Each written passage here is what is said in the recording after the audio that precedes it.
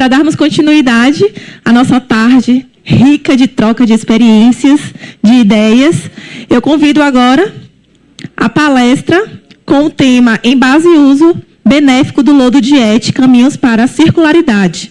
Senhor Alisson Meireles Brandão. Seja bem-vindo.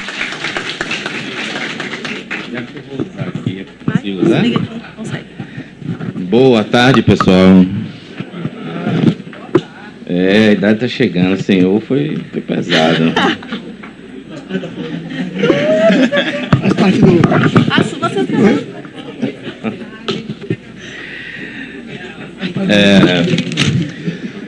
Primeiro, não tem preço, não tenho palavras para poder estar aqui hoje, podendo compartilhar com tantos colegas as experiências da gente, com o objetivo de colher também impressões e replicabilidade de tudo que a gente vai falar.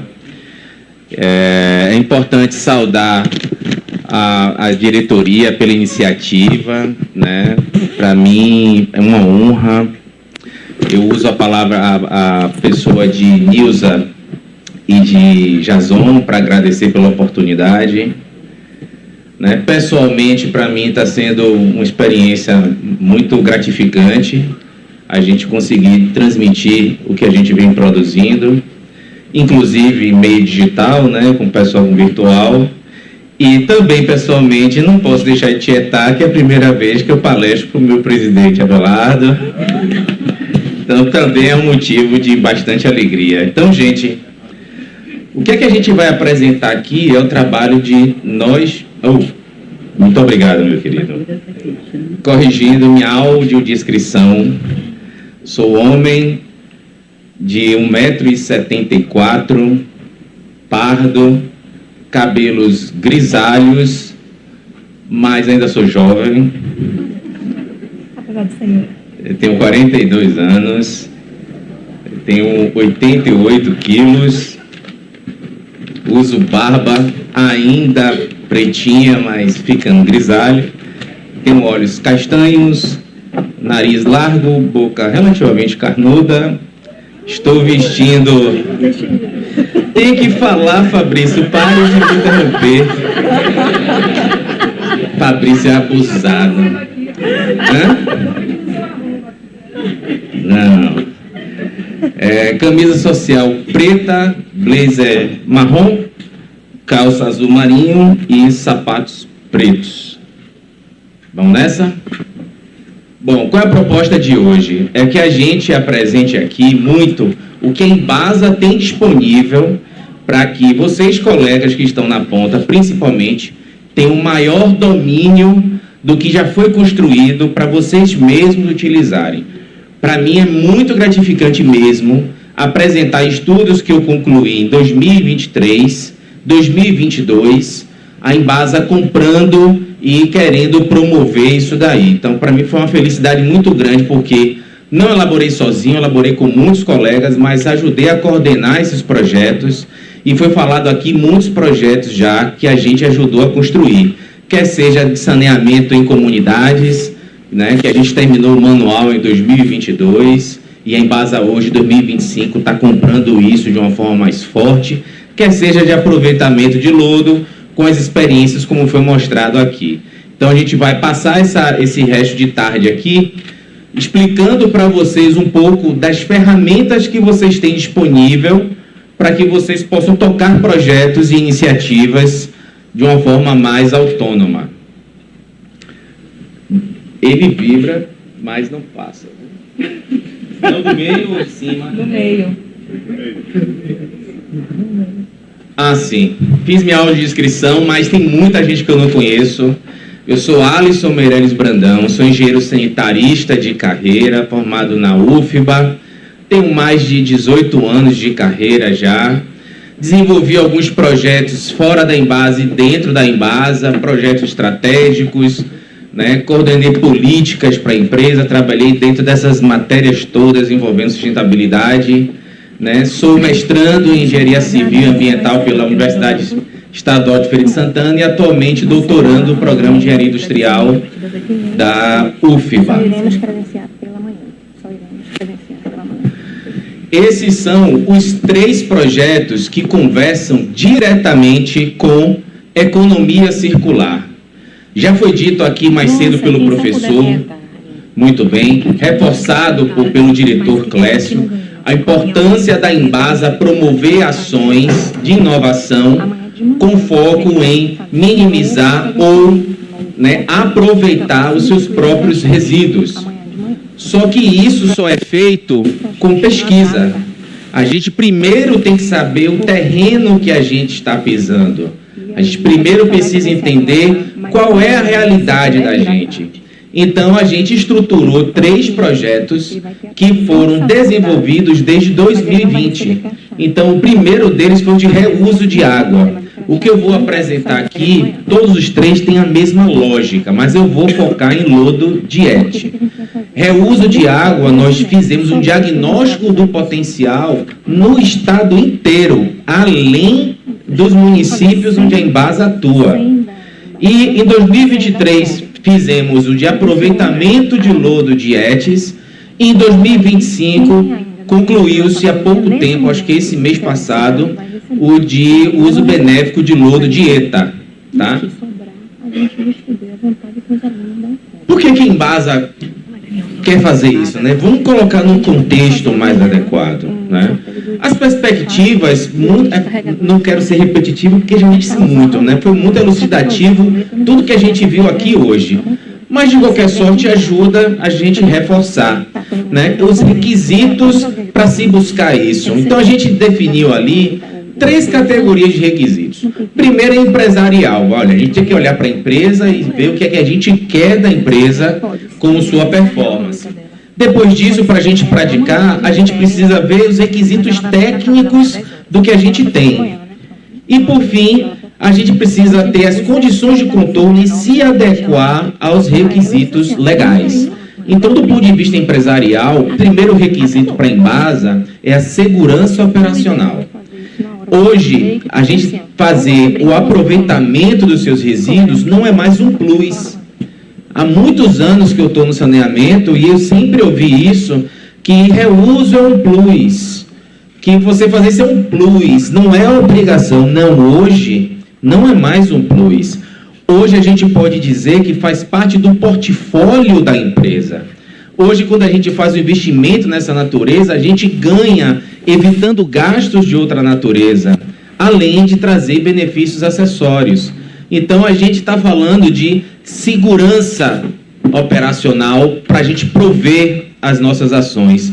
Inclui a segurança hídrica, né? Não tem a relação direta com o lodo, mas, como eu disse, foram os projetos para circularidade. E o de reuso, o principal deles é a segurança hídrica. A gente está aqui numa área que a gente chama de agricultura intensiva, com vários usos de pivôs, etc. e tal. E aqui justamente vive um estresse hídrico tremendo. E a gente tem exemplos até, dentro do Brasil, do aproveitamento seguro da água do esgoto tratado, que a gente chama de uso de água, para poder evitar a exploração dos mananciais. Então, está dentro do portfólio da empresa fazer o reuso, promover o reuso, não porque ela vai ser usuária direta, mas porque ela vai promover as ações que vão desestressar a exploração dos recursos hídricos superficiais ou subterrâneos, né? Dentro disso, a gente trabalha a perspectiva da gestão do ativo. A gente trabalha de longo prazo. A gente precisa entender o nosso ativo hoje, entender as réguas, os regramentos do que a gente quer e para onde a gente quer chegar, para a gente ver como a gente trabalhar os nossos ativos para que ele ofereça segurança operacional e desempenho ambiental. E aí vem o último requisito norteador empresarial, que é a perspectiva de ecologia industrial. Ecologia industrial é um termo que se aproxima muito da economia circular, com uma diferença, né? Ele é voltado para o ambiente industrial, que é o que nós estamos, e ele exige a participação de, no mínimo, 3 atores. E a gente constrói uma atmosfera para a gente poder ganhar fluxo e desempenho no aproveitamento e na replicabilidade dos nossos resíduos. Como requisitos técnicos, vem de cara uns muito simples. As condições da nossa infraestrutura, a gente consegue prover o lodo? O que a gente precisaria? Né? As especificações para isso, cada tipo de tratamento, né, professor, dá um lodo diferente. Então, eu preciso entender quais os tipos de lodo que a gente vai ter, pela característica tanto da água bruta, que influencia no tipo do lodo, entendeu? Não pense que não, desde a cadeia da captação até você coletar, a água bruta influencia, até a especificação da tecnologia que eu vou usar para poder fazer o polimento ou transformar em biossólido com maior ou menor dificuldade, a depender das nossas características. Né? Então, a gente começa a falar aí, quando a gente fala, poxa, eu quero entender a minha infraestrutura, eu quero entender a minha complexidade e eu quero avaliar a minha oferta potencial. Né? Depois disso, eu olho para a minha demanda potencial. Aí eu começo a trabalhar o que eu posso, com o que eu posso ofertar, posso obter e definir as minhas modalidades mais aplicáveis. Uma vez feito isso, aí pronto, olha, o que é que a legislação me diz? Para eu fazer isso que eu mapeei, que eu tenho que me organizar. Então, você tem os requisitos legais nacionais, internacionais, práticas de sucesso, né, até a regulação local, que a gente também tem como benchmark aqui na Bahia. Pois bem, se vocês forem no site da Embasa, na parte de livros, vocês vão ver o reuso de água e o aproveitamento de lodo para vocês fazerem o download do resumo executivo. Mas para facilitar a vida na internet, tem aqui o QR Code, então se vocês apontarem, vocês já vão direto para o link de livros da Embasa para vocês conhecerem o resumo executivo de aproveitamento de lodo de ET e de reuso de água, tá bom? É o que nós vamos focar hoje. Então, vamos lá. O que é que a gente colhe do que a gente está plantando, né? A gente tem ali a sua direita, né? A sua direita, o gráfico, onde a gente mostra, e o resumo executivo traz isso, de maneira bem generalista, todo o plano lógico do raciocínio, da construção do trabalho. É o tipo de informação que é interessante se conhecer, mas é imprescindível para o embasiano. Na hora que ele quiser replicar, é importante conhecer essa estrutura, porque vai ajudar a direcionar a tomar a decisão. Então, vocês podem ver aí que a nossa metodologia do estudo veio desde plano de trabalho, a gente fez um levantamento bibliográfico, né? A gente colheu as experiências da Embasa, nacionais, internacionais, e a gente começou a desenvolver o processo de coleta e tratamento dos dados para a gente entender o que a gente tem na mão para a gente começar a trabalhar. Depois disso, a gente construiu um fluxo metodológico pautado em 3 etapas importantes, que é a caracterização da oferta, caracterização da demanda e, assim, o potencial de aproveitamento. Uma vez feito isso, para todas as ETs da Embasa, e a gente está falando de 406 ETs, a gente vai começar agora a pensar quem tem o melhor potencial para qual modalidade, e a gente começa a modelar o raciocínio para direcionar e a gente construir o terreno para a gente ter uma aplicabilidade prática. Então, o estudo, além dessa construção metodológica, construímos um manual, construímos um termo de referência executivo, onde qualquer colega, né, pode pegar, pode replicar aquilo e contratar detalhamentos de projetos, e no final, o resumo executivo, que é o produto público, né, que não tem tantas informações em detalhe da própria empresa, que podem ser acessadas no público geral. As modalidades pelos nossos levantamentos biográficos acabaram se resumindo nessas 3. A gente encontrou diversas modalidades, mas a gente fez uma avaliação da possível demanda com as características do nosso lodo. Então, hoje, pelo potencial da Bahia, a gente parou nesse industrial ceramista, e é muito grande na Bahia, são muitas indústrias cerâmicas que a gente tem, que é um potencial grande de aproveitamento, e indústria cimenteira, que nós temos uma cimenteira em Campo Formoso, né, que é a Intersemente, que se disponibilizou e está fazendo um estudo com caracterização do nosso lodo de Campo Formoso para fazer o aproveitamento no coprocessamento deles, né? Agricultura e recuperação de áreas degradadas, que a gente tem muitas áreas desérticas que a gente conhece, a gente tratou como áreas degradadas para serem recuperadas.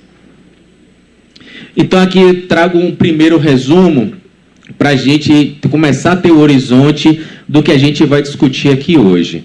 Bom, avaliação da potencialidade. Comecei a falar que eu olho para dentro de casa, depois eu conheço, e aí eu vou olhar para fora e faço esse cruzamento. Mas quando eu olho para dentro de casa, o que é importante eu conhecer na minha instalação?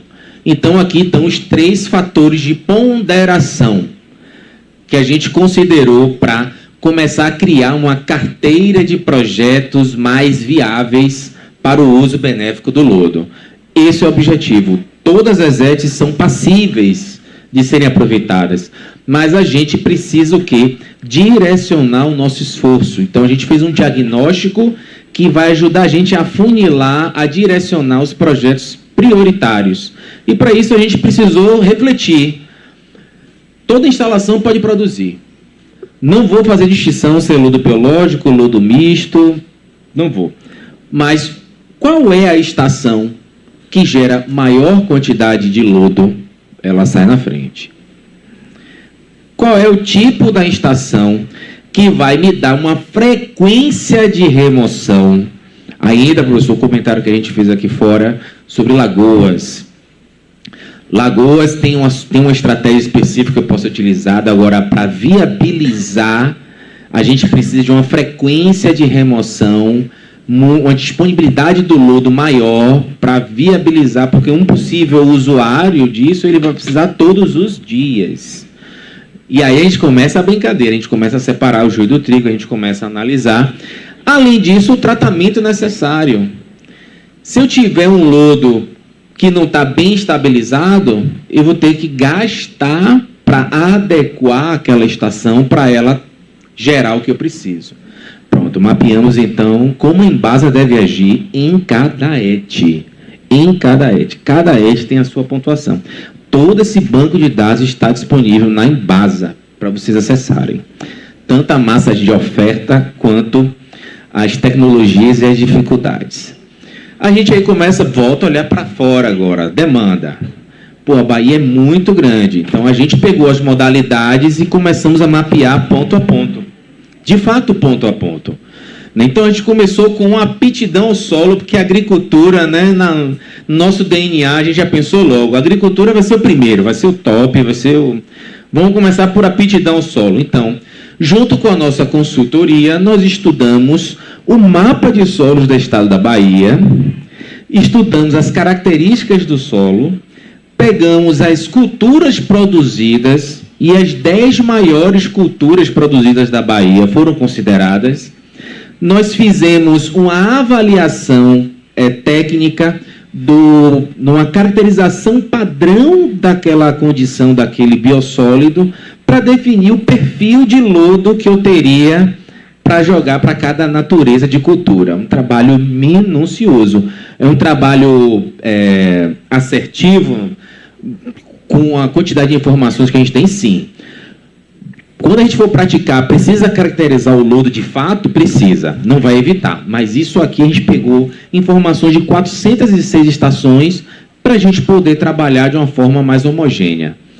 Depois disso, a gente pegou a área de mineração, a predisposição de uso industrial, porque depende do tipo de lodo, para conferir poder calorífico, para ser aproveitado, e áreas de restrição legal. Então, a gente começou aí a caracterizar bonitinho a nossa oferta e a nossa demanda. Então, aqui eu trago um pouco dessa explicação do que vocês podem encontrar no resumo executivo. Então, a gente, para cada fator de influência, tem faixas e tem as características daquela faixa para ele receber uma melhor ou pior pontuação. E assim a gente começar a construir um modelo matemático que vai converter a avaliação subjetiva em números para a gente dizer assim, quem é o mais viável é esse. Para essa modalidade, quem é mais viável é esse. Mas tem uns que são muito viáveis para várias modalidades.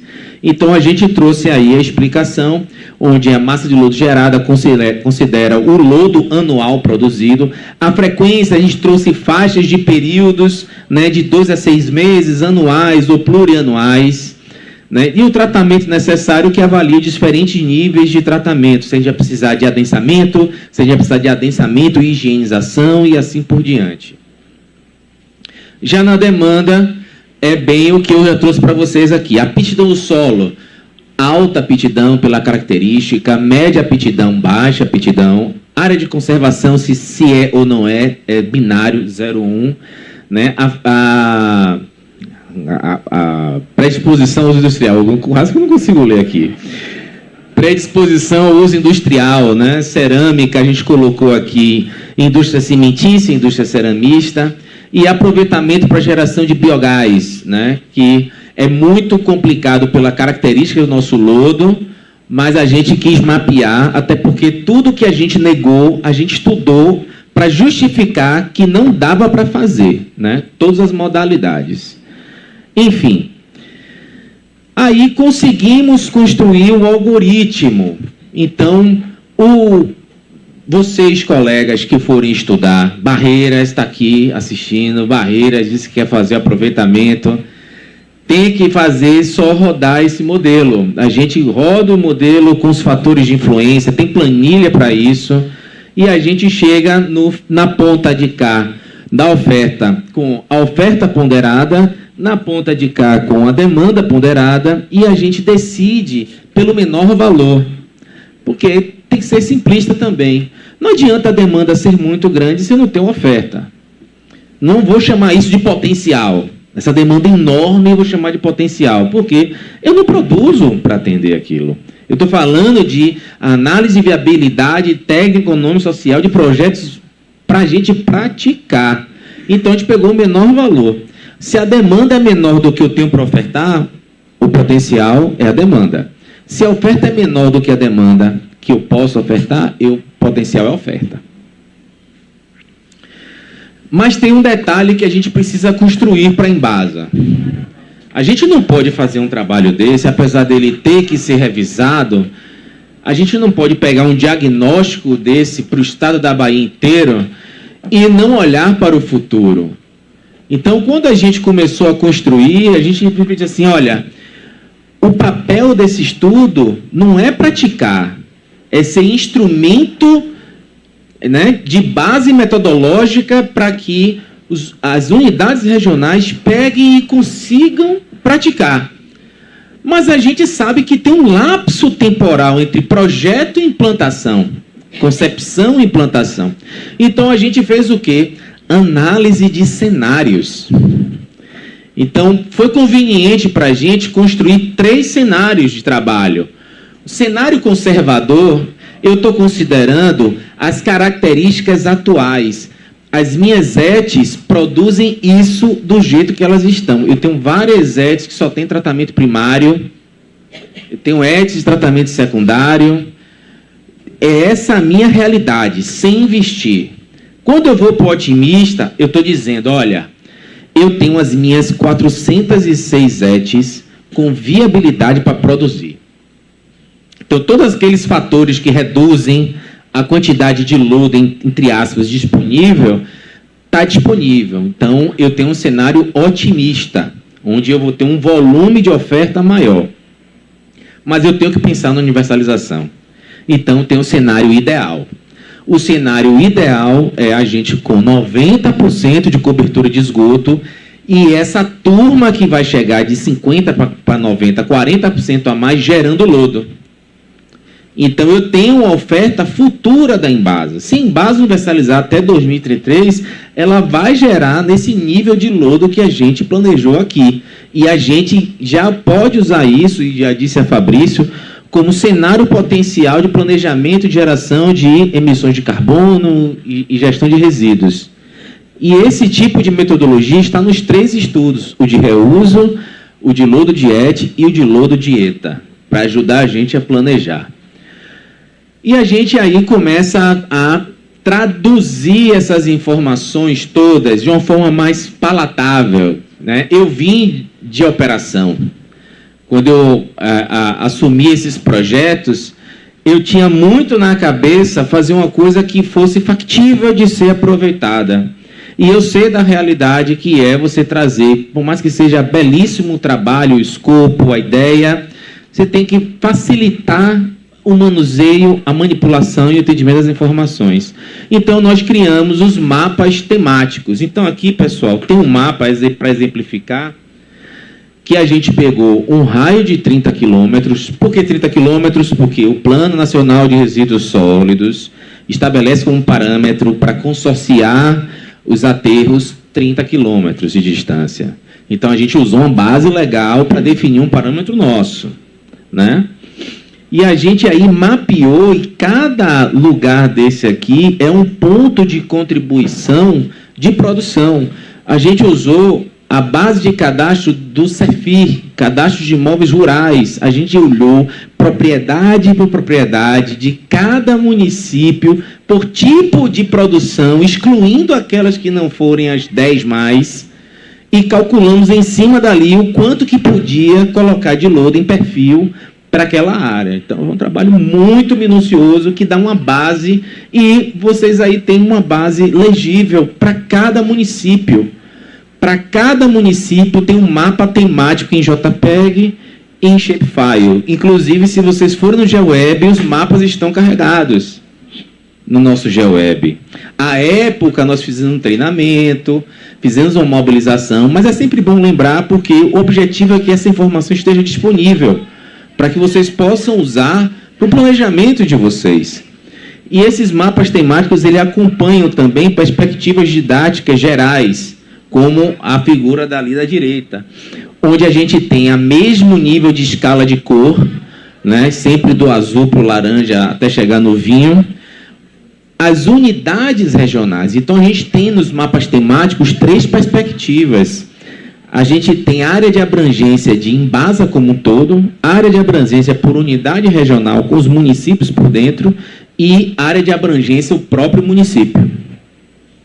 Então, a gente tem todas essas 3 perspectivas com escalas de cores que mostram a intensidade da oferta, do potencial de aproveitamento, de fato, do lodo de ET e por modalidade. Então, aqui, eu trouxe os mapas gerais da Embasa. Quando vocês olham aqui na esquerda, o cenário conservador, a gente manteve sempre a mesma escala. E a gente tem do azul até o vinho, né, até o vermelho escuro, uma intensidade do volume de lodo disponível, né, em potencial para um ano. Então, você vê como transfere a coloração quando eu começo a fazer a adequação das minhas estações, né? Eu saio do azul e vou muito para o verde, mantendo um laranja e um vinho na região sul. Quando eu falo do cenário ideal, que é a gente universalizando, né, os nossos clientes, a gente eleva ainda mais um pouco a cor dessa disponibilidade por ter novas ETs e por ter as ETs já qualificadas para fazer esse aproveitamento. Então, repito, tanto as planilhas, banco de dados, quanto os mapas temáticos, todos estão disponíveis na TDO, a Unidade de Desenvolvimento Operacional, ou na TDOT, não sei se o Jamile está aqui, mas Lucas está aqui, Jamile está aí, qualquer coisa, fala com Severino Neto, Jamile, Lucas. E aqui tem, de fato, a aplicação que a gente conseguiu. Não trouxe nessa apresentação a discussão das problemáticas administrativas, mas aqui, se vocês puderem depois apontar o QR Code, é um extrato do vídeo do Bahia Rural, onde teve uma matéria falando sobre aproveitamento do lodo de ET, a experiência da Embasa, onde nós fizemos um trabalho com a Unidade de Vitória da Conquista Vitória da Conquista está aqui, eu achei que tinha visto Paloma. Paloma era a nossa gerente de esgoto, de esgotamento sanitário. Abraçou o projeto, hein, Paloma? Deu um trabalhão, correu atrás da parte administrativa, formou o convênio. A gente fez um convênio sem repasse, né? Cada um com algumas responsabilidades. E sabia da quantidade. A gente usou os bags que estão disponíveis lá, porque a produção de biossólido não está adequada, e a gente construiu isso com a própria lavoura, onde a gente levou para fazer higienização com cal agrícola no pátio.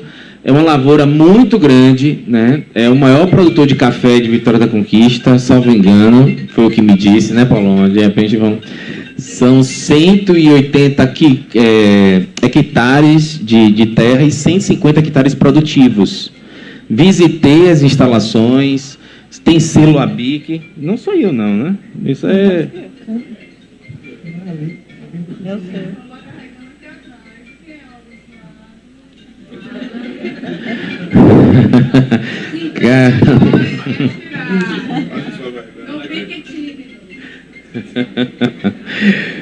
Tá, então, esse é segundos meu tempo, é? É mesmo? Ixi, eu achei que estava com tempo. Então, aqui é uma experiência em escala real, né, que foi exitosa, conduzida pela Unidade de Vitória da Conquista, onde fez a aplicação numa lavoura de café e foi um sucesso. Inclusive, depois teve questionamento, né, Paloma, da própria associação, porque quem Embasa escolheu ele e não fez para todo mundo. Então, isso é a atmosfera que eu estava falando, a gente precisa fazer os experimentos para que a comunidade ao redor veja acontecendo e se interesse, porque, infelizmente, ainda é resíduo para as pessoas, não é recurso. Então, tem a resistência, tem barreiras. Eu tenho um calo que é o seguinte, a gente fez benchmark com a equipe da Embasa, e a CAESB tem uma organização muito boa da parte de gestão do biossólido. Eu não me lembro se chegou alguém de Conquista também, mas eu mandei alguém da DI, né, numa comitiva. E tive a infeliz notícia que tem produtores de barreiras cadastrados lá na CAESB que viajam 600 quilômetros e pegam o biossólido da CAESB para usar em barreiras. É uma afronta. A gente tem que achar esse bandido aí. Ela não me deu na hora o nome de quem era, mas a gente tem que achar essa turma. Então, a gente tem que pegar o projeto de barreiras, a ideia de barreiras, e botar para frente. Por quê? Porque barreiras é um cliente assíduo. Eu não tenho que sentar para convencer barreiras, os produtores daqui, que é bom. Eles já são usuários da CAESB. Então, a gente tem que estudar alguma forma da gente poder viabilizar. E uma das principais formas, a DT já está trabalhando em Conquista. Fez uma consulta pública, foi quando, Jean?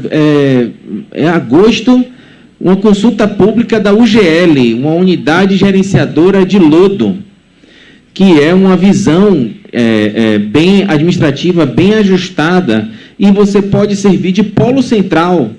A gente não entende como factível que em 406 ETs a gente tenha beneficiamento para cada um, até porque são ETs muito pequenas, que faz todo sentido ter um leite de secagem, deixar ele secar um pouquinho, depois botar na caçamba e levar para outro lugar, para beneficiar e virar biossólido.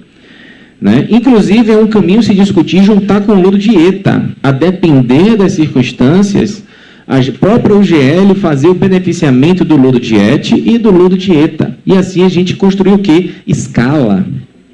A gente dá escala. Escala é o primeiro passo para a gente discutir viabilidade econômica, interesse econômico, né? Porque uma hora que a gente achar um interessado, ele vai querer todos os dias.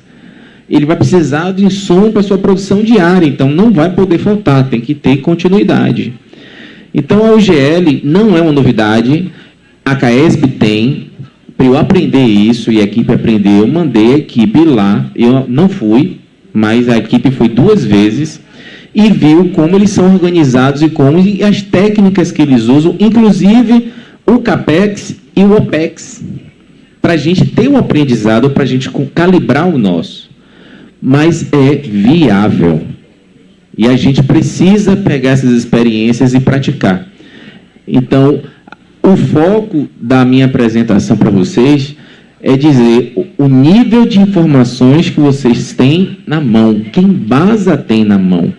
O diretor Clécio apresentou mais cedo uma MIP de lodo de reuso industrial. O estudo de reuso, as modalidades foram industrial, semiárido, né, urbano, e a gente fez agricultura intensiva, que era Barreiras, essa região. E a gente estudou um desdobramento em Vitória da Conquista, pela ET, pela forma, mas a gente também estudou a modalidade de reuso industrial. E o representante foi Candeias. Então, a MIP foi construída com o estudo que a gente já tinha. Quando a empresa procurou a gente, Gideone me procurou, Alisson, tem empresa interessada em ver isso aqui. Eu falei, pronto, toma aqui. Em 7 quilômetros de distância da ET, porque transporte de líquido é mais caro, então o raio ele é menor. A gente foi até 7 quilômetros. Pasme, professor, e o doutor Abelardo conhece a região, a ET de Candeias fica ali perto da Petrobras, ali perto de Madre de Deus, né? Eu esqueci o nome do Mataripe. E a ET de Candeias, em 7 quilômetros, consegue atender a 8 indústrias. Essas 8 indústrias consomem da Embasa, não estou estimando, consomem da Embasa em água bruta 928 litros por segundo. Quase 1 metro cúbico por segundo. Aí, quando eu reuni todas as informações, sentei com os diretores e apresentei, a empresa falou, olha, peraí. Eu tenho interesse em apresentar um projeto que eu mesmo construa, porque eu quero esse esgoto todo vendido para a indústria, porque o preço é meu. Aí a gente entra em outra discussão, que a região não gera essa quantidade de esgoto. A ET só tem 80 litros por segundo, então a gente tem que rediscutir o saneamento da região. Sair de soluções individuais em São Francisco do Conde, em Madre de Deus, nos distritos, para pegar e discutir isso como uma bacia integrada para a gente fazer o melhor aproveitamento. Olha como as coisas vão se remodelando e reconstruindo. Quando a gente fala de inovação na forma de pensar, né, o saneamento. Então, eu tenho a grata alegria de dizer que, se a gente não tivesse estudado, não tivesse investimento disso daqui a mais tempo, a gente chegaria nesse momento sem as melhores informações para discutir os melhores modelos e oportunidades. E hoje nós temos. E estamos, inclusive, agora invertendo a curva, buscando outras empresas para outros problemas, como o problema do lodo da ETA principal. Eu tenho mapeado todos os produtores. Em um raio de 10 quilômetros, eu consigo 40 indústrias que podem fazer o uso benéfico do lodo de ETA. Ele não tem predisposição agrícola, né? Pelos insumos químicos, a quantidade de alumínio, a predisposição é mais industrial. Só que a gente tem uma indústria de artefatos de concreto muito forte ali na região, saindo de Simões Filho, de Candeias. Então, no raio de 10 quilômetros, eu consigo 40 empresas. Eu não quantifiquei os insumos, né, que elas precisariam, mas está aí na porta para a gente poder aproveitar. Então, gente, falei um bocado. Me deram tempo, né? Quase 1 hora, tá bom. Veja só, eu queria aproveitar para deixar algumas mensagens, né? A nossa Embasa, ela, sinceramente, ela tem dado passos firmes para transformar desafios em oportunidades. E eu acredito piamente que o uso benéfico do lodo de ET é um exemplo concreto disso, de como a inovação pode caminhar lado a lado com a sustentabilidade. Eu acredito que esse trabalho inspire novas iniciativas na nossa empresa, né? Temos aí benchmarks, temos profissionais dedicados com experiência para poder transferir informações, e acredito sim que esse momento vai fortalecer a visão da economia circular e que nos lembre que cada profissional aqui presente é peça-chave na construção de um saneamento mais regenerativo, eficiente e comprometido com as futuras gerações. Não é piegas, é importante. Então, gente, eu convido vocês a irmos juntos para construir soluções mais inteligentes, sustentáveis, integradas para o saneamento da nossa Bahia e cada vez mais nos posicionando como a melhor opção de saneamento. Acho que eu estou velho, né, Bela? Já deve ter mudado já, né? A melhor opção de saneamento para o Estado. Né? Transformar resíduos em valor, conhecimento em ação e o presente em legado. Então, mais uma vez, eu queria, em nome da organização, agradecer pela oportunidade, reforçar aqui como um funcionário da casa, o desafio que foi e a coragem de Jason tem que ser ressaltada. A saneamento, Semana do Conhecimento tomou outras proporções, né? E não estou falando de trazer para Barreiras, eu estou falando antes disso, né? Ele capitaneou a importância da gente compartilhar conhecimento com os colegas da Embasa, entre os colegas da Embasa. Então, desde Conquistas já foi muito bom. Esse daqui está sendo um sucesso estrondoso, já criou expectativa para ano que vem, mas é uma felicidade para mim, porque eu gosto de pesquisa, eu sou pesquisador, e eu tenho a vantagem de praticar pesquisação, porque sou um pesquisador que estou dentro do problema, e isso para mim é gratificante e um desafio muito importante. Então, mais uma vez, eu queria agradecer a Nilza, minha amiga, pelo convite, Dr. Jason, agradecer pela receptividade e pela oportunidade de conhecer todos vocês. Muitíssimo obrigado.